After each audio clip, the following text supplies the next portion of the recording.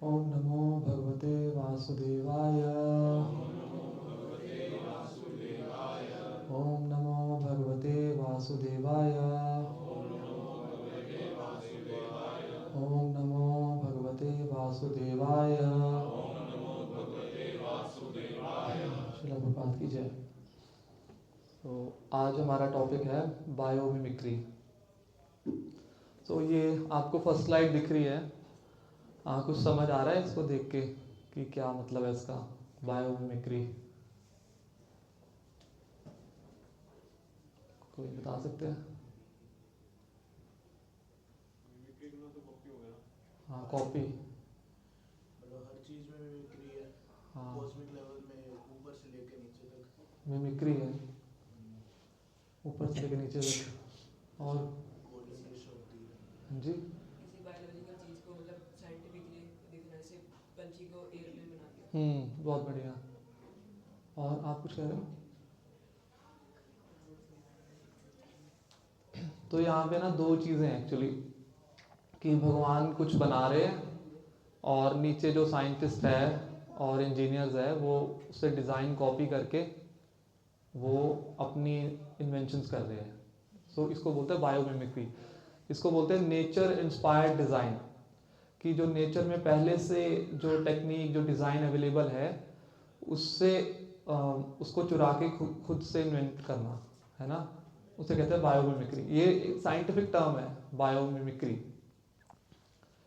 सो अभी just like अभी आप देखते हो कि हमारे पास बहुत सारे गैजेट्स है ना, बहुत सारे एसेट्स है और टेक्नोलॉजीज़ है ना। इसके कारण हमें लगता है कि भगवान की क्या ज़रूरत है जब हमारे पास इतने सारे गैजेट्स है ना। जैसे अभी ये कंप्यूटर है, टीवी है, लाइट है, एसी है, मोटर कार्स है, मशीनरी है, फैक्ट्रीज। तो ये देख के हमें ऐसा लगता है कि भगवान की तो ज़रूरत ही नहीं है, हम सब कुछ खुद से क्रिएट कर रहे हैं। और मतलब कॉलेजेस भी है, इंजीनियरिंग कॉलेज है, वहाँ पे अलग अलग डिसिप्लिन्स हैं, फील्ड्स है, वहाँ पे सब अपनी पढ़ाई कर रहे हैं, सब कुछ टेक्निकली सिखाया जा रहा है। सो आज इस लेक्चर में हम देखेंगे कि एग्जैक्टली क्या ये उन्होंने ही स्टार्ट किया या फिर ये कहीं से कॉपी किया जा रहा है। ठीक है। ओके, सो आपने सुना होगा कि जो साइंटिस्ट है वो अपनी मिसाइलों के नाम क्या रखते हैं? ब्रह्मास्त्र, अग्नि अस्त्र, है ना, और पृथ्वी, वायु, इस तरह के नाम रखते हैं। तो ऐसे नाम वो क्यों रखते हैं, पता है आपको?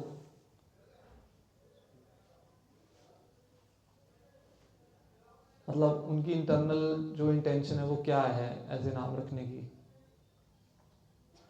बता सकते हो कोई?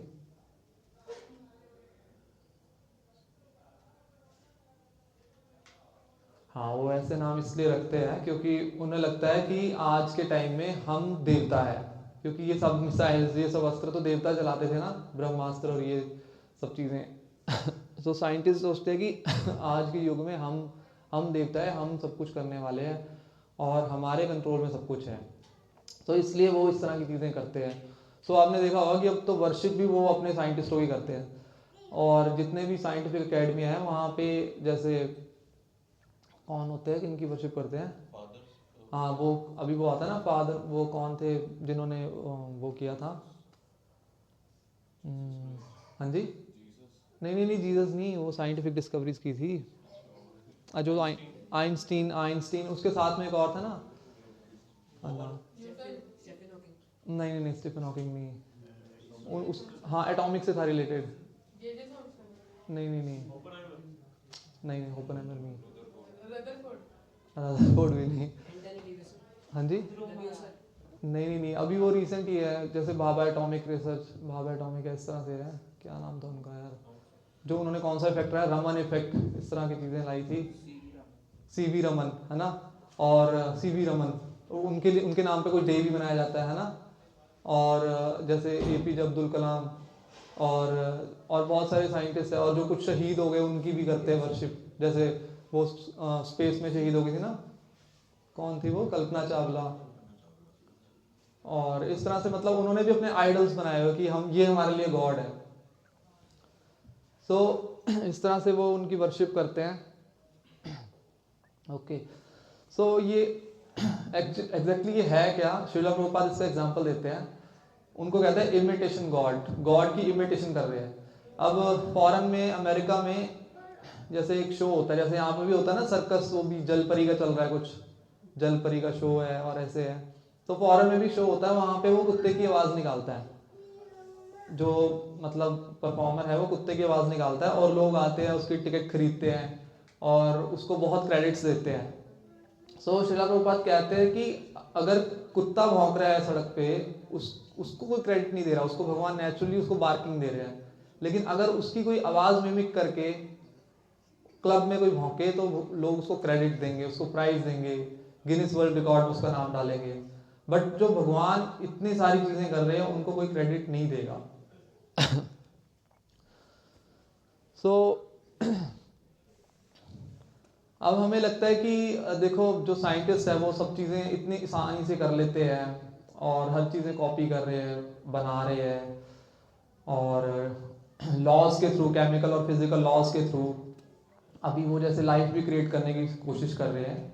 सो एक फिजिसिस्ट है, उसने एक अपनी सेइंग दी है कि जो सृष्टि पे जो लाइफ है उसकी कॉम्प्लेक्सिटी देख के उसने ये स्टेटमेंट दी है। स्टेटमेंट क्या है, पढ़ सकते हैं? Balancing life of earth on knife edge. इसका मतलब समझ रहे हो कि मतलब नाइफ के एज के ऊपर अर्थ को बैलेंस करना, मतलब एक मेटाफोरिज्म है, एग्जैक्टली नहीं है। जितना मुश्किल है उतना मुश्किल लाइफ को सस्टेन करना है। मतलब जो हम जीवन है हमारे अंदर, वो ऐसा नहीं है कि बहुत इजीली सस्टेन हो रहा है। अब जैसे कोई बैटरी है, उसके अंदर आप वोल्टेज सस्टेन कर रहे हो तो वो बहुत ईजी है, बट हमारी बॉडी में लाइफ को सस्टेन करना इतना मुश्किल है कि जितना मुश्किल की अर्थ को नाइफ के एज पे बैलेंस करना है ना। सो एक बहुत फेमस कोट भी है कि a billion ways to die. एक साइंटिस्ट ने एक बुक लिखी है पूरी, इस बुक का यही नाम है, a billion ways to die. उसमें उसने दिखाया कि हमारा शरीर जो है उसका नेचुरल टेंडेंसी डेथ की तरफ है, वो मरेगा ही मरेगा, बट पता नहीं वो कैसे टिका हुआ है, वो समझ ही नहीं पा रहे इस चीज को। अब जैसे मान लीजिए कि अगर हमारी हार्ट बीट थोड़ी सी ज्यादा हो जाए, थोड़ी सी कम हो जाए उस ट्यूनिंग से, तो हम मर सकते हैं। अगर हम आयरन ना ले, तो अगर हमारे स्टमक में आयरन ना जाए, तो आयरन नहीं जाएगा तो ब्लड नहीं बनेगा, ब्लड नहीं बनेगा तो हीमोग्लोबिन नहीं बनेगा, आयरन से हीमोग्लोबिन बनता है, उससे फिर आरबीसी ब्लड सेल्स बनते हैं, देन फिर आगे वो अपना आगे एटीपी मॉलिक्यूल्स के साथ एनर्जी प्रोड्यूस करते हैं, है ना। और सिमिलरली ऐसे बहुत सारी चीजें हैं हमारी बॉडी के अंदर। So a billion ways to die, इसमें आप देख सकते हो। ओके, सो अब नेक्स्ट आर्गुमेंट आता है कि हम सोचते हैं कि सब कुछ केमिकल लॉज से चल रहा है, फिजिकल लॉज, केमिकल लॉज है, वो सारे मिलके सारी चीजें कर रहे हैं, लाइफ बना रहे हैं। सो उसके लिए एक फेमस स्टेटमेंट है, गॉड डज नॉट डाइस, कि जो भगवान है वो पासे नहीं फेंकते। कि अब हमारा जो यूनिवर्स है, यूनिवर्स में जो लोग हैं, ऑर्गेनिजम्स है, क्रिएशन है, वो इतनी फाइनली ट्यून्ड है। फाइन ट्यूनिंग समझते हो? फाइन ट्यूनिंग मतलब इतनी स्पेसिफिक है कि उस पैरामीटर से थोड़ा सा भी ऊपर नीचे कर दे तो वो सिस्टम कोलैप्स हो जाएगा, और वो पैरामीटर्स कभी भी लॉज के साथ नहीं आते। जैसे हमने एक वीडियो, मतलब हमारे एक लेक्चर में हमने देखा था कि लॉज से पैटर्न आता है, एक ऑर्डर आता है। जैसे मान लीजिए हम पत्थर फेंकते हैं पानी में तो रिपल्स आते हैं, रिपल्स ऑर्डरली प्रोड्यूस होंगे, है ना। और हमारा पूरा गैलेक्सी, सारे लॉज एक ऑर्डर प्रोड्यूस करते हैं। बट एक लाइफ बनाने के लिए आपको ऑर्डर से दूर जाना पड़ता है, आपको ऑर्डर डिसऑर्डर इस तरह से आपको लाना पड़ता है, जिसे कहते हैं डाइवर्सिटी। सो डाइवर्सिटी लाने के लिए फोर्सफुली उस चीज को ट्यून करना पड़ता है ना। सो इसलिए जो साइंटिस्ट है उनकी जो ये अप्रोच है तो कभी भी कामयाब नहीं हो सकती। अब बायोमिमिक्री में हम सबसे पहले बहुत सारे एग्जांपल देखेंगे कि हमारे आसपास की चीजें जो है, जो हम सोचते हैं कि जो मतलब इंसान कर रहा है उससे इंस्पायर हो जाते हैं, कि वो कैसे भगवान से इंस्पायर्ड है, बट वो चुराई जा रही है, बट हमें बताया नहीं जा रहा, है ना। सो इसमें हम बहुत सारे एग्जांपल देखेंगे, जैसे हम एरोप्लेन का एग्जांपल देखेंगे, हम मैकेनिकल इंजीनियरिंग का एग्जांपल देखेंगे, गियर्स हो गए, ठीक है, और गाड़ियाँ हो गई, और हमारी जो छोटे छोटे गैजेट्स हो गए, छोटी छोटी चीज़ें, एडहेसिव टेप, ये सब चीज़ें कहाँ से आ रही है, और इंटरनेट, हमें लगता है कि इंसान की जो खोज है इंटरनेट, वो सबसे पावरफुल खोज है, कि ये तो एक भगवान के बस का है ही नहीं। सो वो भी हम देखेंगे कि कैसे मतलब हमारे भगवान से सारी चीज़ें आ रही है। सो सबसे बड़ी चीज़ जो हम देखते हैं कि पृथ्वी पे जो सारी एनर्जी है वो कहाँ से आ रही है, को पता है कहाँ से आ रही है? सन से आ रही है ना। अब सन कैसे काम कर रहा है, कोई बता सकते हैं? Nuclear fission, fusion, fusion, nuclear fusion से वो क्या होता है?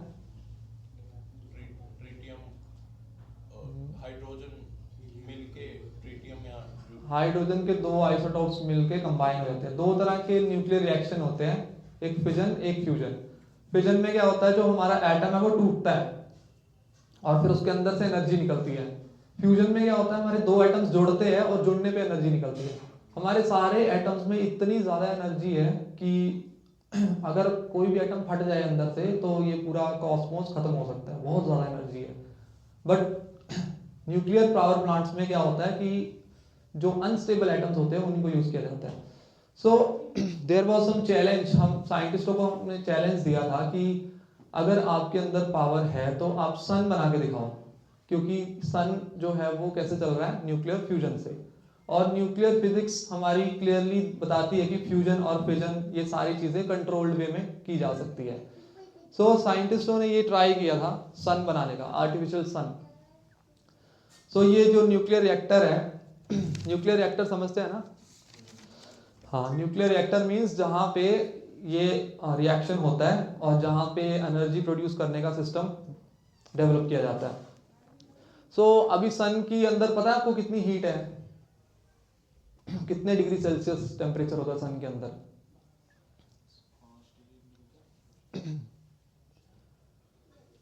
Millions of millions, 150 million degree Celsius temperature sun का होता है। कोर का टेम्परेचर होता है सन का 50 मिलियन डिग्री सेल्सियस। सन का कोर टेम्परेचर होता है 50 मिलियन, बहुत ज्यादा। सो अब यही टेम्परेचर हमें चाहिए होता है सन बनाने के लिए। सो ये चाइना में एक्सपेरिमेंट हुआ है, इन्होंने आर्टिफिशियल सन बनाने की कोशिश की। बट अब जो हमारा सन है वो कितने सालों से है, हम देख रहे हैं करोड़ों सालों से, अरबों खरबों सालों से चल रहा है और बिल्कुल कांस्टेंट एनर्जी दे रहा है। ऐसा नहीं है कि वो कभी बहुत ज्यादा हीट दे दी, मतलब ऐसी दे दी कि लोग ही जल गए, है ना। बट इन्होंने जो एक्सपेरिमेंट किया, कुछ ही सेकंड के अंदर इतनी ज्यादा हीट डेवलप हो गई कि न्यूक्लियर रिएक्टर को बंद करना पड़ गया। और उस न्यूक्लियर रिएक्टर को बनाने के लिए इनके कई ट्रिलियंस ऑफ डॉलर्स लग गए। और ये न्यूक्लियर रिएक्टर जो है इतना पावरफुल था कि इसके अंदर की जो गैसेस थी, जिस चीज को टच कर देती थी सीधा उसको जला के खत्म कर देती थी। और वो मटेरियल लेके आना जिसके अंदर इन गैसेस को स्टोर करके रखना, बेसिकली वो प्लाज्मा स्टेट होती है। जैसे हमारे स्टार्स है ना, ये सब प्लाज्मा स्टेट में होते हैं। So it was very very hazards and horrible condition की उसको सस्टेन करके रखना, इतनी मैग्नेटिक फील्ड रखना। मैग्नेटिक फील्ड भी कम से कम 5 मिलियन मेगा हार्ट्स की जो इलेक्ट्रिसिटी है उसमें चाहिए होती है, इतनी हाई स्ट्रॉन्ग मैग्नेटिक फील्ड रखने के लिए। सो इस तरह से जो सन का एक्सपेरिमेंट है वो कितने सालों से ये अटेम्प्ट करते आ रहे हैं, अभी रिसेंटली भी हुआ है। बट ये अब कह रहे हैं कि हम 2000, पहले मैंने बोला था 2030 तक कर लेंगे, बट अब इनका टारगेट होगा 2050 तक। और ये आर्टिफिशियल सन का एक्सपेरिमेंट डिले होता जा रहा है। सो हम तो जानते हैं कि सन बनाना इतना आसान नहीं है, क्योंकि ये साइंटिस्ट कॉपी करना चाहते हैं सन को। ये चाहते हैं कि हम मिमिक करके सन को, हम एक खुद का सन बना ले और हम वहां से एनर्जी ले ले, है ना। बट गीता में कृष्णा बता रहे हैं कि जो सन है उसके अंदर जो पावर है वो भगवान से आ रही है। वो एग्जैक्टली कैसे आ रही है, कोई बता सकता है? भगवान से कैसे आ रही है वो पावर? भगवान क्यों उसके अंदर मतलब पर्सनली है? सूर्य देव है, मतलब उसका टेक्निकल आंसर क्या हो सकता है, एक साइंटिफिक आंसर? मैं हिंट देता हूं, जो इस फ्यूजन रिएक्टर में प्रॉब्लम आई थी वो ही उसी का आंसर है। फ्यूजन रिएक्टर में क्या प्रॉब्लम आती है? Heat energy. उसमें इतनी ज्यादा हीट एनर्जी हो जाती है कि अनकंट्रोलेबल हीट एनर्जी जनरेट होती है। फ्यूजन में यही सबसे बड़ा फ्लॉ है कि जब फ्यूजन रिएक्शन होता है उसमें जो हीट एनर्जी है वो अनकंट्रोल्ड होती है ना। अब जो सन है वहां पे तो कोई ऐसा ना मैग्नेटिक फील्ड है, ना कोई ऐसा कंटेनर, आइसोलेटेड कंटेनर जहां से उसकी हीट एनर्जी को कंट्रोल किया जा रहा हो, ओपन है बिल्कुल, और कंटिन्यूसली वहां पे फ्यूजन रिएक्शन हो रहे हैं, बट फिर भी कंट्रोल्ड है, और एनर्जी कंट्रोल्ड वे में पृथ्वी पे आ रही है और सबको पुष्टि कर रही है, नरिश कर रही है ना। तो वहां पे गॉड अपना रोल प्ले करते हैं। सोलर फ्लेयर भी तो होती है। वो क्या मतलब? सोलर फ्लेयर्स, सन से सोलर फ्लेयर निकलती है ना कभी कभी। हाँ वो हमेशा निकलती है, बट उसके लिए हमारे ओजोन लेयर्स है और 7 लेयर्स है ना, वो उसको फिल्टर कर देती है। जो फ्लेयर्स निकल रही है वो तो मतलब हमारे जो अर्थ है उसके बाहर हमारे 2 बहुत बड़े लेयर्स हैं, वो मैंने वो मून वाले चैप्टर में बताया था ना, तो वो वहीं पे सारी रुक जाती है। सोलर फ्लेयर्स जो है, जो स्पेस में जाते हैं उनको दिक्कत आती है, और बाकी हमारी जो लेयर्स है एटमॉस्फेयर की, और वो सब फिल्टर कर देती है उसको, है ना। तो अब हम नेक्स्ट चीज देखेंगे कि कैसे बायोमिमिक्री में जो साइंटिस्ट है वो आगे कर रहे हैं। तो श्रीला प्रभुपाद एक एग्जांपल देते थे कि काऊ एक ऐसी मशीन है, आप इधर से घास डालो और इधर से क्या निकलेगा? दूध निकलेगा। इधर से आप घास डालते जाओ और इधर से दूध निकलता जाएगा, है ना। श्रीला प्रभुपाद ने चैलेंज किया था साइंटिस्टों को, आप ऐसी मशीन बना के दिखाओ कि इधर से घास डाले और इधर से क्या निकले? दूध निकले, है ना। सिंपल है ना। अगर हम इसको काऊ का एज अ मशीन देखे, एज अ सिस्टम देखे कि इधर एक इनपुट है, इधर एक आउटपुट है, बीच में प्रोसेसिंग है, तो फिर ऐसी मशीन एग्जिस्ट कर सकती है और इसका अटेम्प्ट लिया जा सकता है। ऑल्दो चलो सन का चलो हमने सोच लिया कि वो तो एक बहुत डेंजरस एक्सपेरिमेंट है, बट काऊ एक सिंपल यूनिट है। सो इसकी भी मिमिक्री करने की कोशिश की साइंटिस्टों ने। सो उन्होंने आर्टिफिशियल स्टमक बनाने की कोशिश की। आर्टिफिशियल स्टमक बनाने की कोशिश की, बट उनके रिपीटेडली एक्सपेरिमेंट्स फेल होते गए। तो स्टमक आर्टिफिशियल नहीं बनी, तो उन्होंने क्या बनाया? आर्टिफिशियल टॉयलेट बनाई अमोनिया से, है ना। आप देख लेना, वो अमोनिया से उन्होंने बनाई थी, वो भी एग्जैक्टली सही नहीं बनी थी। और ये जो आर्टिफिशियल स्टमक इन्होंने बनाई, इसके अंदर भी ये एंजाइम्स और जो सिक्रीशंस है, जो गैस्ट्रिक जूसेस है, वो सारे कहाँ से लेते थे? ह्यूमन बॉडी से ही लेते थे, और फिर ये उसमें डालते थे और फिर ये ट्राई करते थे, देखते थे कि बन रहा है नहीं।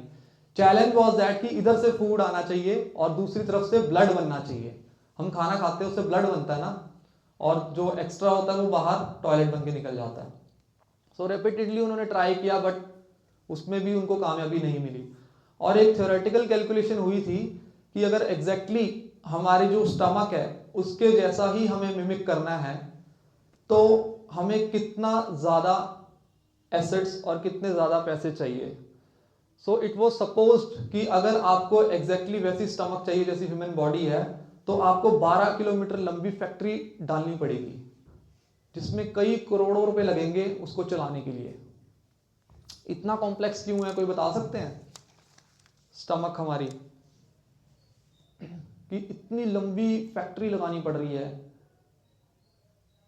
मतलब है तो सिंपल, इधर से खाना खा रहे हैं और यहां से एनर्जी निकाल रहे हैं। हाइड्रोक्लोरिक एसिड तो, हाँ हाइड्रोक्लोरिक एसिड है, बहुत सारी चीजें हैं। ह्यूमन बॉडी के अंदर भगवान ने इतनी कॉम्प्लेक्सिटी दी है ना कि उसको मिमिक करना बहुत मुश्किल है ना। सबसे बड़ी चीज पेरिस्टॉल्टिक मूवमेंट, जैसे हम खाना खाते हैं ऐसे करते हैं ना, गल्प करते हैं, तो उसको बोलते हैं पेरिस्टॉल्टिक मूवमेंट। सो वो हमारी यहां से स्टार्ट होती है और पूरी नीचे तक जाती है, नीचे तक हमारे पूरे लार्ज इंटेस्टाइन तक। अब वो पेरिस्टॉल्टिक मूवमेंट आप कर ही नहीं सकते मिमिक, उसको कैसे करोगे? बहुत मुश्किल है। ये बहुत ऑर्गेनिक वे में पेरिस्टॉल्टिक मूवमेंट चलती है, एक वेव की तरह जाती है। तो वो क्या करती है कि सारे फूड को ब्रेक करना शुरू कर देती है, ब्रेक करेगी, उसको मिक्स करेगी, है ना। और मिक्सिंग एक बहुत बड़ा चैलेंज है। अब देखो हमारा जो स्टमक है, सब हम यहाँ से सलेवा आता है, फिर नीचे फिर हाइड्रोक्लोरिक एसिड, ठीक है, फिर उसके बाद नीचे कहीं पे केमिकल्स है, कहीं पे एंजाइम्स है और कहीं पे बैक्टीरिया है। मतलब बहुत एक कॉम्प्लेक्स, सबकी हार्मनी में काम करता है। अब आपको बैक्टीरिया भी रखने हैं, गट बैक्टीरिया होते हैं ना हमारे, उनको रखना है ना। और हमारे स्टमक के अंदर म्यूकस होता है, म्यूकस अगर खत्म हो गया तो उसकी जो लुब्रिकेशन है, उसकी जो एब्जॉर्प्शन कैपेसिटी है वो खत्म हो जाएगी, और सबको एक हार्मोनाइज्ड वे में मिक्स करना है। सो वो करना बहुत मुश्किल है, वो चीजें सिर्फ ऑर्गेनिक चीजों से ही हो सकती है ना। सो इसलिए भगवान ने बताया कि I am the fire of digestion in every living body. अहम वैश्व नरो भूत्वा प्राणिनाम, कि जब हम खाना खाते हैं तो जो खाने की डाइजेशन है वो विदाउट गॉड इम्पॉसिबल है ना? कैच कर रहे हो कि नहीं, मतलब पॉइंट्स? ठीक है। सो नेक्स्ट एग्जांपल हम लेते हैं इसका, हार्ट का। सो ये एक्सपेरिमेंट था जिसमें इसको कहते हैं जीनो ट्रांसप्लांटेशन। जीनो ट्रांसप्लांटेशन का मतलब पता है किसी को? जीनो ट्रांसप्लांटेशन मतलब कि किसी और की बॉडी से हार्ट को लेके ह्यूमन बॉडी में डालना। तो आज तक किसी ने आर्टिफिशियल हार्ट नहीं बनाया। अब जो पीछे के 2 एक्सपेरिमेंट्स थे उसमें हम क्या कर रहे थे कि पूरा मिमिक करने की कोशिश कर रहे थे कि आर्टिफिशियल चीजें बनाएं एग्जैक्टली जैसी वो नेचर में है। अब इसमें क्या कर रहे हैं कि नेचर से चीजें ले रहे हैं, उसको हम अपनी चीजों में ट्राई कर रहे हैं। अब इसमें इस बंदे का ऑपरेशन हुआ था तो इसके बॉडी में सुअर का हार्ट लगाया था। सो मतलब इसमें न्यूज में आया था कि बहुत सक्सेसफुल हुआ, अभी आगे हम जानवरों के हार्ट्स को यूज करेंगे। बट इसको लगाने में से जो फायदे मिले उसके बदले में जो नुकसान हुए वो इससे कहीं ज्यादा थे। जैसे कि अभी जैसे इस बंदे के हार्ट लगाए, पहले तो 2 महीने में मर गया, ठीक है। और दूसरी चीज, जो पिग का जो हार्ट था उसके सारे पिछले जीन्स डिलीट किए, जो पिग के जीन्स थे, और फिर ह्यूमन के जीन्स उसमें लगाए और फिर हार्ट डाला। लेकिन इतना करने के बाद भी जो ह्यूमन का हार्ट, ह्यूमन की बॉडी थी, उसने उसको रिजेक्ट कर दिया, तुरंत रिजेक्ट कर दिया। उसको बोलते हैं इम्यूनो रिप्रेशन, सप्रेशन, है ना। जैसे आपने वो देखा ना हेयर, वो क्या कहते हैं, हेयर ट्रांसप्लांट। अगर आपको हेयर ट्रांसप्लांट कराने हैं, आपकी बॉडी के ही हेयर लगेंगे, किसी दूसरे की बॉडी के नहीं लगेंगे, क्योंकि वो रिजेक्ट कर देता है। ओके, और जैसे ही लगाया उसकी पूरी बॉडी में इन्फ्लामेशन हो गई, हार्ट के सारे जो मसल्स थे वो सारे दोबारा से रीमोल्ड होने लग गए, अलग ही शेप बन गई उनकी, और फिर करते करते उसको बाद में 2 महीने के अंदर अंदर वो मर गया। सो बहुत मुश्किल है मतलब इन सब चीजों को करना। ओके, सो नेक्स्ट एग्जांपल हम लेंगे कैमरा का। सो हमें लगता है कि जो कैमरा है हमें लगता है कि कैमरा आजकल की जो सबसे बड़ी इन्वेंशन है। हर जगह पे हम देखते हैं कि मोबाइल में कैमराज है और ये सब चीजें हैं। सो एग्जैक्टली ये कैमरा कहाँ से आ रहा है? सो ये भी बायो इंस्पायर्ड है। ये मक्खी देखी होगी आपने, ये मक्खी को कहते हैं ड्रैगन फ्लाई, और इसकी इस कैटेगरी की बहुत सारी मक्खियां होती है ना। सो आपको पता है जो कैमरा है जो इन्वेंट हुआ है वो मक्खी से इंस्पायर होके हुआ है। सो इस मक्खी की आंख बहुत स्पेशल है। जो ह्यूमन की आई है ना वो सिंगल अपर्चर आई होती है, मतलब हमारी आंखों में एक ही लेंस होता है। इस मक्खी के आंख में इतने लेंस होते हैं आप सोच भी नहीं सकते। मतलब आपको जितने छेद दिख रहे हैं ना इस मक्खी के, इसके पूरे छेद वो इतने सारे लेंस है उसके, और आप एक टाइम में एक ही जगह फोकस कर सकते हो। बट ये मक्खी एक टाइम में मल्टीपल जगह फोकस कर लेती है। मतलब आप अगर मुझे देख रहे हो तो आपको ये साइड की चीज दिखेगी, इधर नहीं दिखेगी, बट ये मक्खी को सब चीजें दिखती है। जैसे पैनारोमिक व्यू देखा ना आपने, हमारा व्यू भी बहुत छोटा है और इसका फील्ड ऑफ व्यू बहुत ज्यादा है, ठीक है। और एबिरेशन, अब आप जिस चीज को देख रहे हो आपका फोकस बस वहीं पे ही है, पीछे की चीजें आपको धुंधली दिखेगी, उसको बोलते हैं पेरिफेरल विजन। लेकिन मक्खी को पीछे की चीजें भी क्लियर दिखती है, एबिरेशन भी क्लियर होती है उसकी, नहीं होती। और मोशन ट्रैकिंग, आप जिस पे फोकस करोगे उसी को ट्रैक कर सकते हो, लेकिन ये अपनी 360 डिग्री डायरेक्शन में ट्रैक कर लेती है। सो अब साइंटिस्टों ने जब इस मक्खी की रिसर्च की, इन्होंने देखा कि इसके अंदर इतने सारे फीचर्स हैं, तो इसी का डिजाइन उन्होंने चुरा के उन्होंने पूरे सेंसर्स बनाए, जितने भी मोशन ट्रैकिंग सेंसर्स है ना, और जितनी भी ऑप्टिक टेक्नोलॉजीज है, सेंसर टेक्नोलॉजीज है, और मतलब जो सोनार, रडार आपने सुना होगा ना, वो सारे इंस्ट्रूमेंट्स है, वो सारे इसी के ऊपर बेस्ड है। और कॉमन एग्जांपल एंडोस्कोपी। एंडोस्कोपी में आपने देखा हो ना, अंदर मुंह के अंदर डालते हैं वो कैमरा, वो उस कैमरे का सारा जो स्ट्रक्चर है, इंटरनल डिजाइन है, ड्रैगन फ्लाई से इंस्पायर्ड है ना। और जैसे ड्रोन के ऊपर जो कैमरेज लगाए जाते हैं और सर्वेलेंस में कैमरेज जो लगाए जाते हैं, वो सारे इन ड्रैगन फ्लाई से इंस्पायर्ड है। ये देखिए, मतलब इसका इंटरनल स्ट्रक्चर इस तरह से कॉपी किया जाता है। और ऑल्दो इस डिजाइन को कॉपी करने पर भी उनके मैन्युफैक्चरिंग डिफेक्ट्स इतने ज्यादा थे कि वो एग्जैक्टली कॉपी भी नहीं कर पाते इसको, है ना। सो ये मक्खियां हैं जिनके जो डिजाइन है वो कॉपी करते हैं। सो ये देखिए यहाँ पे इतने सारे लेंसेज होते हैं इसके, जैसे आपने देख इस राइट वाली इमेज में दिख रहा है ना, 1 2 3 4 5 6 बहुत सारे लेंस है। सो इस तरह से ये बहुत सारे लेंसेज से ये मक्खी जो है अपनी इमेज बनाती है। सो ये इसकी मैन्युफैक्चरिंग है और इस तरह से ये मैन्युफैक्चरिंग होके बनती है। और ये इसके रिसर्च पेपर्स है जो साइंटिस्टों ने लिखे हैं। Seeing the world through insects I, digital cameras with design inspired by arthropods I. Okay, अब नेक्स्ट हम पढ़ेंगे टरबाइंस। टरबाइंस सुना है आपने? टरबाइंस क्या होती है? टरबाइंस टरबाइंस जैसे विंड मिल है ना, मतलब एक तरफ से एक फ्लो आएगा और उस फ्लो से वो घूमेगी, टरबाइंस, उसे टरबाइन कहते हैं, है ना। अब टरबाइंस कैसे मतलब मिमिक होती है? ओके, ये ड्रैगन फ्लाई है। सो ड्रैगन फ्लाई की जो विंग्स है ना, ये विंग्स एरोडायनेमिकली इतने एस्थेटिक है कि ये टरबाइन के लिए बिल्कुल परफेक्ट है। सो जितने भी आपने देखे होंगे ना विंड मिल देखे, जो बहुत बड़ा सा पंखा होता है, सो उसके जो पंखे होते हैं वो सब ड्रैगन फ्लाई के पंखों से इंस्पायर्ड है। ये देखो, सो इसका जो पंखा है मक्खी का, इसको लेके, इसकी स्टडी करके, इसका एंगल देख के और इसके अंदर किस तरह से इसके एरोडायनेमिक्स फीचर्स बने हुए हैं, उससे विंड मिल बनाते हैं लाइक दिस। ये देखिए ड्रैगन फ्लाई, मतलब ये पूरा वैसा ही बना दिया है ना। सो अब आपने ये चीज देखी है, ये इसके अंदर जो होल है वो क्यों बना है ऐसा? जो ड्रैगन फ्लाई है इसके अंदर देखो, ये पूरा इसका पंख है, लेकिन इसका पंख ना स्पाइडर जैसा है, कंप्लीट सॉलिड नहीं है। वो इसलिए होता है कि अगर पूरी हवा डायरेक्ट उसके पंख पे पड़ेगी तो वो उड़ नहीं पाएगी, उसकी एफिशिएंसी घट जाएगी। सो इसलिए एयर का सरफेस से कांटेक्ट रेशियो कम रखने के लिए भगवान ने इसका जो है ऐसा स्केलेटन स्ट्रक्चर बनाया है।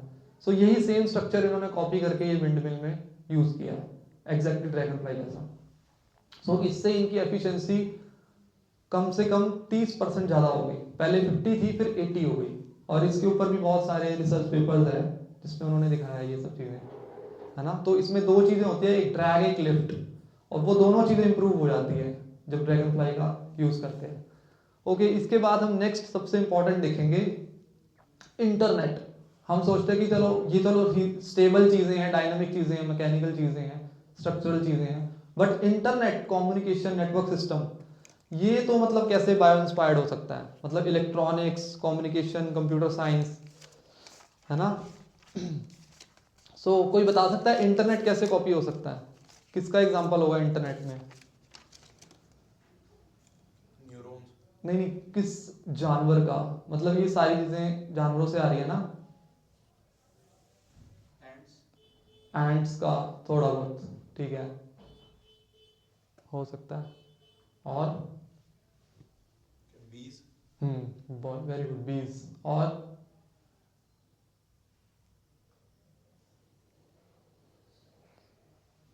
ठीक है, चलो लास्ट में बताऊंगा इसके बाद। ओके, इसका है हनी बीज। और ये जो पेपर है एग्जैक्टली इसको बोलते हैं हनी बी एल्गोरिदम, कि हमारा जो इंटरनेट है जिसे सर्वर कहते हैं ना, सर्वर होता है ना, उसमें मुझे तो पता नहीं, ज़्यादा इलेक्ट्रॉनिक्स है, कम्युनिकेशन है। सो उसमें एक सेंडर होता है, एक रिसीवर होता है, ट्रांसमीटर और रिसीवर होता है, और हवा में कुछ फ्रीक्वेंसीज डाली जाती है। उसमें जो ट्रांसमीटर है वो किसी पर्टिकुलर फ्रीक्वेंसी पे वाइब्रेट करता है, इलेक्ट्रोमैग्नेटिक वेव्स होती है।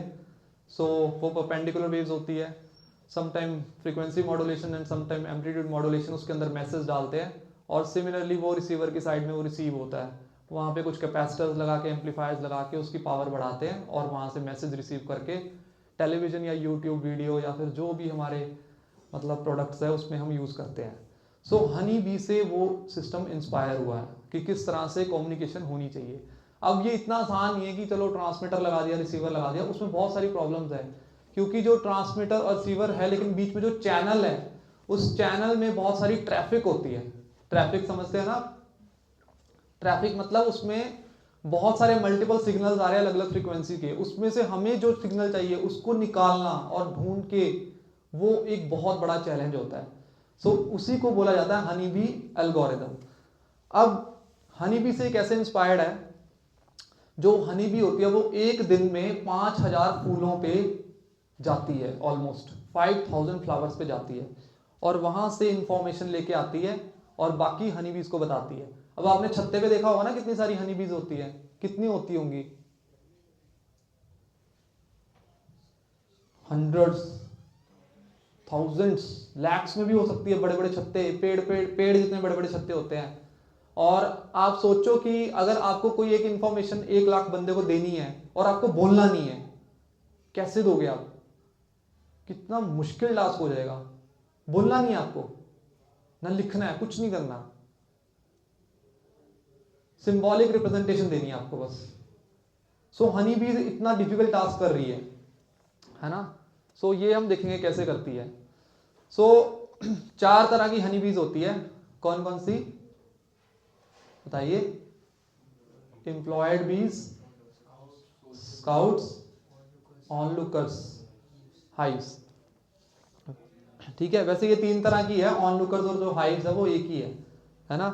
अब इसमें क्या होता है कि जैसे ही कोई हनी बी फूल पे जाती है और जाने के बाद वहां पे देखती है कि वहां पे फूल में क्या है, नेक्टर है। नेक्टर मतलब हनी, मतलब ऐसा एसेंस जिससे शहद बन जाएगा। तो वो फूल से जाके वापस छत्ते पे जाती है सबसे पहले, और छत्ते पे जाके वो इंफॉर्मेशन पता कैसे देती है? जैसे मैंने आपको दी थी, कंस्ट्रेंट बताए थे कि ना बोल के ना लिख के। कैसे देती है पता है? Vagal dance. वो एक डांस करती है और उस डांस में एक पैटर्न होता है, एक मैसेज होता है, कोडेड मैसेज होता है। वो कोडेड मैसेज पूरी हनी बीज को स्प्रेड होता है ना। सो ये डांस करती है वो, इसे कहते हैं वेगल डांस। आपने देखा होगा ना, मक्खियां ऐसे घूमती है छत्ते पे गोल गोल।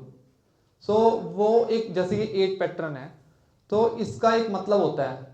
इसका मतलब ये होता है कि जो सन है उसको रेफरेंस लेके इतने एंगल पे एक फूल है और उसके अंदर नेक्टर है, और उस नेक्टर के अंदर इतनी स्ट्रेंथ है, मतलब इतने अच्छे क्वालिटी का नेक्टर है, और वो इतनी दूर है और उसके इतना क्वांटिटी बचा हुआ है। सारी इंफॉर्मेशन इसके डांस के अंदर ही होती है। सो मक्खी जाएगी, उसके ऊपर जाके नेक्टर देखेगी और वापस आएगी और अपने छत्ते पे डांस करना स्टार्ट कर देगी। ठीक है। सो अब ये क्या करती है, तो एम्प्लॉय भी सबसे पहले जो क्या कहते हैं, एम्प्लॉय भी होती है, वो जाती है, वो फटाफट आके बताती है। ठीक है। जैसे ही वो आती है तो वहां पे स्काउट बीज होती है। स्काउट बीज क्या करती है, वो ढूंढती रहती है, रैंडम सर्च करती रहती है कि कितनी एम्प्लॉय बीज आ रही है और क्या क्या मैसेज लेके आ रही है। उन सबका मैसेज क्या करती है, वो टेस्ट करती है कि सबके मैसेज कौन कौन से हैं। फिर उसके बाद जो ऑन लुकर बीज होती है, उन मैसेजेस में से किसी एक मैसेज को सिलेक्ट कर लेती है कि हाँ इसका मैसेज सबसे बेस्ट है, इसको सिलेक्ट कर लो। और फिर उसके अकॉर्डिंगली वो मैसेज सारी मक्खियों में फैल जाता है। अब एक मक्खी जो घूम रही है उसका पैटर्न सारी मक्खियां कॉपी करना शुरू कर देती है। सो वो डिसीजन लेती है ऑन लुकर बीज कि इस मक्खी का जो पैटर्न है वो सबसे पावरफुल है, इसको कॉपी कर लो। फिर वो सबको पता लग जाता है। फिर सारी मक्खियों को मैसेज मिल गया और सारी मक्खियों से फूल पे जाएंगी और वो नेक्टर लेके आ जाएगी। फिर उसके बाद जब वहां से खत्म हो गया, फिर अगेन जो स्काउट बीज है वो जो रैंडम सर्च कर रही होती है, फिर अगेन उसको देखेगी कि खत्म हो गया, अब इसको रिजेक्ट कर दो, कुछ नया ढूंढो, फिर नए पे चली जाती है ना। सो ये रहता है। ये देखिए एक वीडियो भी है, इसमें आपको दिखेगा।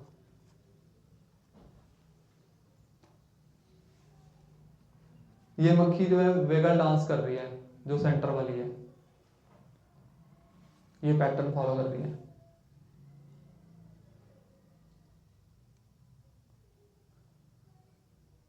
ये देखो इस तरह से, और फिर घूमेगी और फिर नीचे को जाएगी।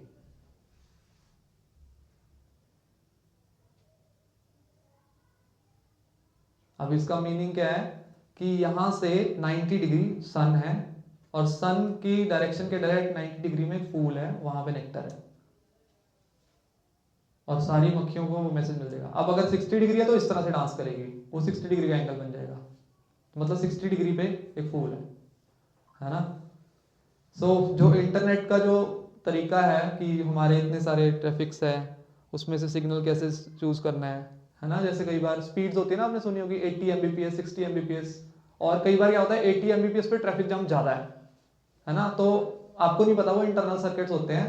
अगर मान लो 60 Mbps पे ट्रैफिक जाम कम है तो जो आपका राउटर है वो वाला चुन लेगा, उसको चुन के उसमें से अगर वो कम है ट्रैफिक और स्टेबल भी है, रिलायबल है, तो उसको चुन के वहां से वो सिग्नल पास करना स्टार्ट कर देगा। सो ये सारा सिस्टम जो है वो हनी बीज से इंस्पायर्ड है। ये तो मैंने आपको बहुत मतलब बेस लेवल पे बताया, इसके बहुत सारे आगे मतलब डीप मीनिंग्स है, और जस्ट एक डांस नहीं है, इसके अंदर बहुत सारे मैसेजेस हैं। ओके, नेक्स्ट हम देखेंगे रोबोटिक्स, कि रोबोटिक्स कैसे मिमिक की है हमने नेचर से। ठीक है, सो कौन हो सकता है रोबोटिक्स के लिए, आप बता सकते हैं आप? रोबोटिक्स के लिए कौन सा जानवर हो सकता है?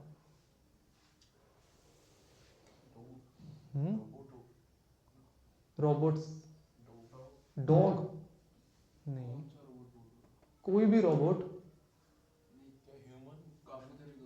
नहीं, नहीं रोबोट मतलब काफी तरह के होते हैं, बट रोबोट में सिंपल प्रिंसिपल होता है वो, मतलब रोबोटिक्स के अंदर जो प्रिंसिपल है वो प्रिंसिपल किससे इंस्पायर्ड है?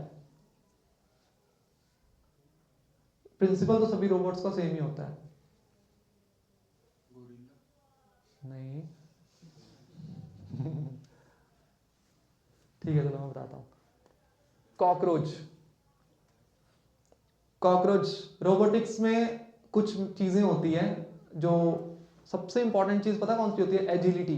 एजिलिटी समझते हो? मूवमेंट ऑफ जॉइंट्स, है ना, यही होती है ना रोबोट में। नहीं तो कंप्यूटर भी तो रोबोट ही है।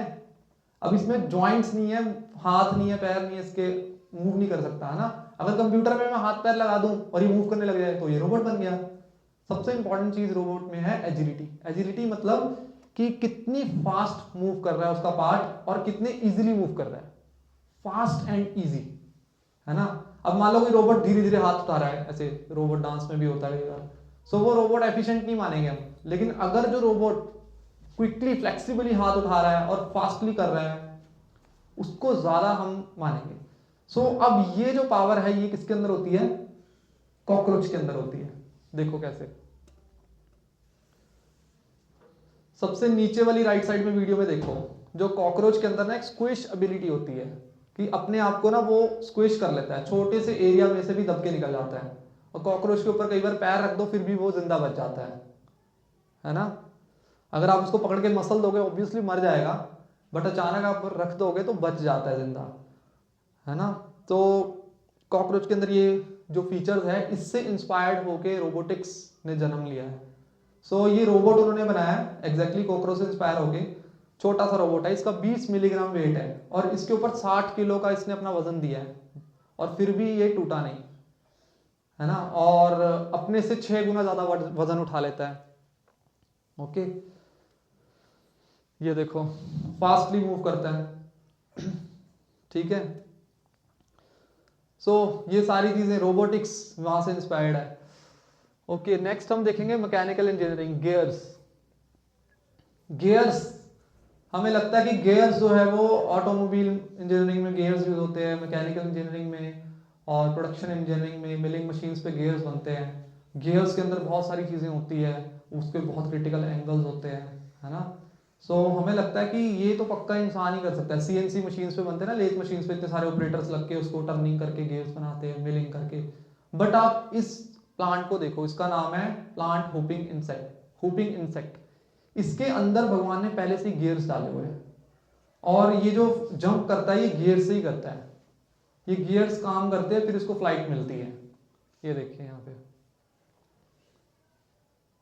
इसके अंदर से इंटरनल गियर्स जो है वो काम करते हैं और फिर ये जंप करता है। और इसकी जंप इतनी ज्यादा लंबी होती है कि जैसे अगर कोई लॉन्ग जंप का प्लेयर है, अगर वो जंप करे तो अपने स्टेडियम का डबल, जितना उसका स्टेडियम है उस स्टेडियम की डबल लेंथ वो जंप करके कवर कर लेगा, इतनी लंबी इसकी जंप होती है। सो ये मैकेनिकल गियर्स जो है वो हमारे इंस्पायर्ड है। ओके, और नेक्स्ट फ्लाइट्स, एल्बाट्रॉस से, किंगफिशर्स से, बुलेट ट्रेन, और ये बहुत सारे एग्जांपल्स हैं, मॉस्किटो से, needles, helicopter, flipper, radar, bat से, और कुछ कार्स के डिजाइन्स जो बाहर से आ रहे हैं, ये भी। ओके, विंडमिल के जो पंखे उसके कट्स कहाँ से लिए हैं? यहाँ से। जो यूएस का सबसे वो है ना स्टेल्थ बॉम्बर B2, हम्म, उसका शेप भी उन्होंने ईगल से ही निकाला। हाँ, ईगल से। बल्लभ का मक्खी से, बैट्स का, और ये हाथी से इंस्पायर हो गई ये। और ये देखिए नट से। वेलक्रो, हाँ जी, सांप से सांप से भी होगा कुछ ना कुछ, मतलब इतने इनफाइनाइट एग्जांपल्स हैं, मतलब मैं आपको दिखा रहा हूँ जल्दी जल्दी, सारी चीजें नेचर इंस्पायर्ड है। ये कहता है लड़की बनाएंगे सांप से। वेलक्रो, ओके, ये देखो टर्माइट से घर, वेंटिलेशन, एक्चुअली टर्माइट्स का जो घर होता है ना अंदर से ठंडा होता है, वेंटिलेशन रहती है उसमें बहुत, सो इससे इंस्पायर होके वेंटिलेशंस, किंगफिशर से बुलेट ट्रेन, और आर्किटेक्चर, और ये स्विम सूट, और एक छोटी सी वीडियो है, आप ये देख लीजिए, इसमें काफी सारे हैं।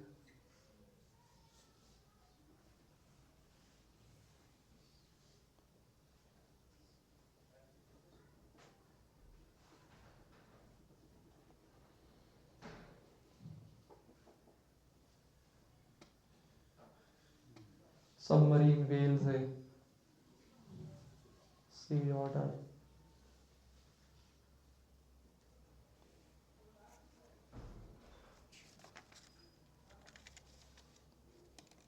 हेलीकॉप्टर, फ्लिपर, दिख रहा है आपको सही? वो फ्लिपर क्या है? अच्छा वो चप्पल सॉरी नीचे जो डालते हैं ना उसमें, सॉरी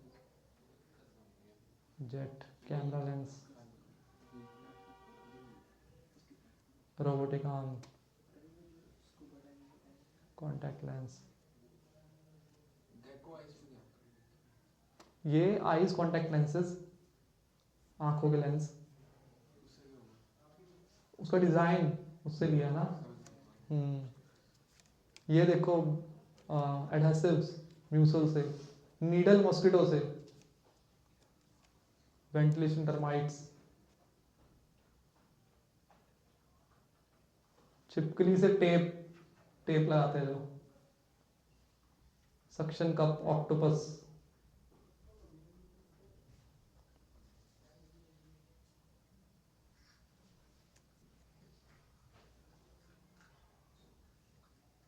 नेवी शिप, वेलक्रो,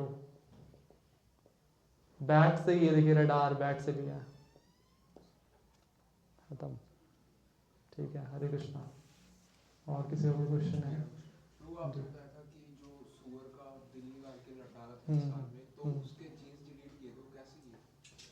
वो मुझे भी नहीं पता कैसे किए, उनकी टेक्निक होगी कोई, वो तो नैनो टेक्नोलॉजी का पार्ट है, बायोटेक्नोलॉजी, मुझे उसका पता नहीं है, प्रोसीजर होगा, आप नेट पे देख लीजिए, जीन्स कैसे डिलीट करते हो, निकालते हैं, म्यूटेशन, जीन म्यूटेशन कहते हैं उसे, उसमें होता है वो, तो उनका टेक्निकल पार्ट आ गया ना। और कुछ? एक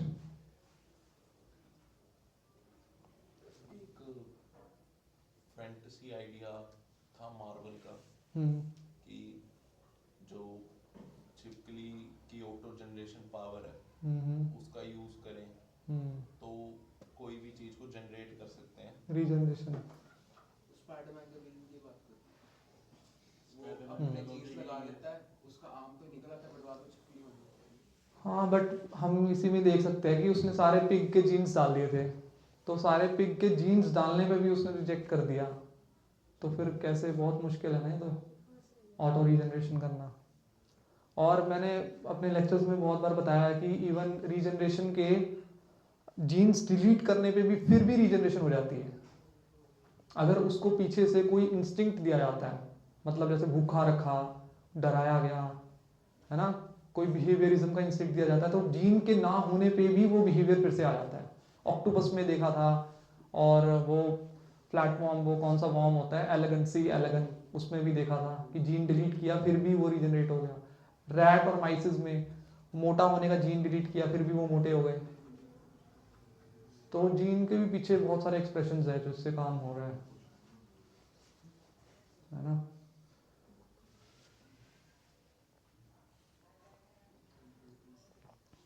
और कोई क्वेश्चन?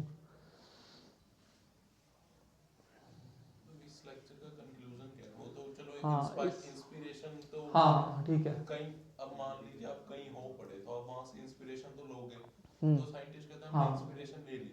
इस लेक्चर का कंक्लूजन ये है कि हम भगवान की क्रिएशन से इंस्पिरेशन ले रहे हैं, बट क्रेडिट नहीं दे रहे उनको। हम क्रेडिट खुद को दे रहे हैं। अब आपने एनसीईआरटी की बुक्स में पढ़ी होंगी ये सारी चीज़ें, है ना, कि हेलीकॉप्टर किसने बनाया सबसे पहले एरोप्लेन किसने बनाया, बल्ब किसने बनाया, ये सब चीज़ें पढ़ी होंगी, है ना। बट इन्होंने कहाँ से वो आइडिया लिया, इनकी इंस्पिरेशंस कहाँ से आई, वो कोई नहीं देता। अब जैसे मैं आपको एग्जांपल देता हूँ, जैसे रामानुजम थे, है ना, श्रीनिवास रामानुजम, उन्होंने बताया कि जो उन्होंने मैथमेटिकल इक्वेशंस लिखी थी उनको गॉड से रिवील होती थी, गॉड उनको बताते थे और फिर वो लिखते थे। वो सीधा उन्होंने डायरेक्ट बताया कि मैं अपना क्रेडिट गॉड को देता हूँ। बट जो साइंटिस्ट है, जो अथीस्ट है, वो क्या, उनको भी गॉड से ही आ रहे हैं अल्टीमेटली, क्योंकि अंदर से जो इंस्पिरेशन है वो भगवान दे रहे हैं, बट वो क्रेडिट नहीं देते। हमारा कंक्लूजन ये है कि क्रेडिट गॉड को नहीं जा रहा, आप उनसे चीजें लेके खुद के नाम से क्रेडिट ले रहे हो, है ना। और दूसरा हमारा कंक्लूजन ये है कि जो भगवान है वो, उनके पास सब कुछ है, उनके पास टेक्नोलॉजी भी है, जैसे हमने देखा गियर्स है, इंटरनेट है, मक्खियों में इंटरनेट यूज हो रहा है ना। हम उसको ग्रॉसली देख रहे हैं बट वो सटल लेवल पे देख रहे हैं। अच्छा और छोड़ो, अब मैं आपको बता रहा था ना, अब जो उड़ते पंछी उड़ते हैं ना, आपने देखा एक पैटर्न में उड़ते हैं, चलो मक्खियों तो फिर ठीक है, आके बता रही है, डांस कर रही है, जो भी है, वो कौन सा डांस कर रहे हैं, वो पैटर्न में उड़ रहे हैं, उसको कैसे पता चलेगा कि ऐसे ऐसे घूमना है, नीचे ऊपर जाना है। मछलियां डिस्कवरी चैनल पे देखना कि मछलियां किस पैटर्न में चलती है, ऐसे ऐसे करके, और इतना हाई डायनेमिक्स होते हैं उनके अंदर। सो विदाउट इंटरनेट वो कैसे हो सकता है, कम्युनिकेशन तो है ही है ना उसमें भी। सो भगवान के पास पूरी टेक्नोलॉजी है, गियर्स है, हम सोच रहे हैं कि हम फैक्ट्रियों में गियर्स बना रहे हैं, बट वो गर्भ के अंदर गियर्स बना रहे हैं, अंडों के अंदर गियर्स बन रहे हैं, है ना। तो ये है हमारा कंक्लूजन में। और किसी का कोई क्वेश्चन? मैं भूल गया, मेरा था इंटरनेट से पहले कुछ था, बता के डी हनी से पहले कुछ बताते हैं। कोई नहीं, याद आ जाएगा तो पूछ लेना।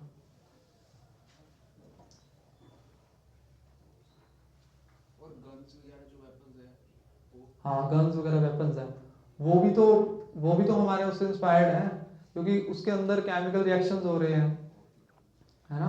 अब आपने देखा इलेक्ट्रिक फिश, हाँ, वो बिजली से मार देती है सबको, है ना। अब जो गन्स में एक्सप्लोजन हो रहे हैं, बहुत सारे ऐसे जानवर हैं जो एक्सप्लोजन भी करते हैं, बहुत सारे आपने सुना होगा ड्रैगन्स जो मुंह से आग छोड़ते हैं, है ना, वो सच में है, हमारे स्क्रिप्चर्स में भी बताया है। कालिया नाग मुंह से आग छोड़ता था, उसका जो जहर था जो जहाँ पड़ता था आग निकलती थी, वो बहुत जल जाता था पूरा, है ना। सो हमारे स्क्रिप्चर्स में भी जानवर है वो मुंह से आग छोड़ते थे, ड्रैगन्स होते थे, उनके अंदर गैसेस, उनके सांसों में गैसेस होती थी। उनकी शेप कैसे होती है? किनकी? लिजर्ड, फ्लाइंग लिजर्ड, जैसे चाइनीज ड्रैगन है उस शेप में, एक होता है ना यूरोपियन ड्रैगन टाइप। हाँ नहीं, जैसे लिजर्ड्स है, क्रोकोडाइल्स है, एलिफेंट्स है, शार्क है, ऐसी शेप के होते थे। सो ये भी पहले से ही है। अब अस्त्र थे हमारे इतने सारे, न्यूक्लियर वेपन्स है, ये जो ब्रह्मास्त्र है वो न्यूक्लियर वेपन है जो हम अभी यूज कर रहे हैं। बट अभी वाला क्या है, वो अनकंट्रोल्ड है, वो वाला कंट्रोल्ड था, उसकी जो नेविगेशन है वो हम खुद कोड कर सकते हैं कि इसी पर्सन को हिट करना है, वो भी है।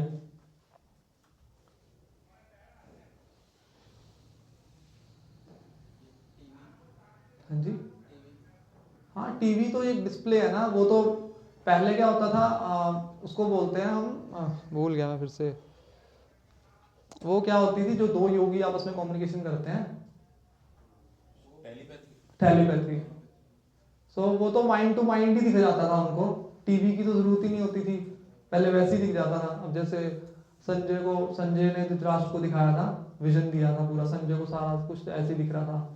और टीवी तो हमारा 2 डायमेंशन में है, मैंने आपको पिछले लेक्चर में बताया था कि जो गंधर्व होते हैं वो 3 डायमेंशन में पेंटिंग कर लेते हैं, मतलब ये टीवी को भी वो 3 डायमेंशन में देख सकते हैं। अब वो पेंटिंग कर रहे हैं तो वो क्या नहीं देख सकते, है ना। ये सब चीजें होती थी पहले भी, हमेशा से ही है।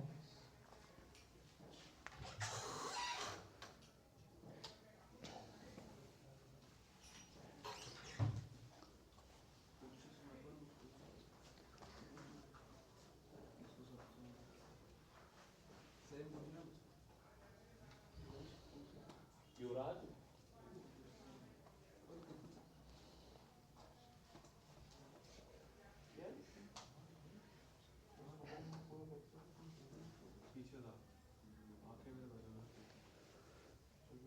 ठीक है फिर कुछ पूछना किसी ने? ठीक है, हरे कृष्णा, थैंक यू।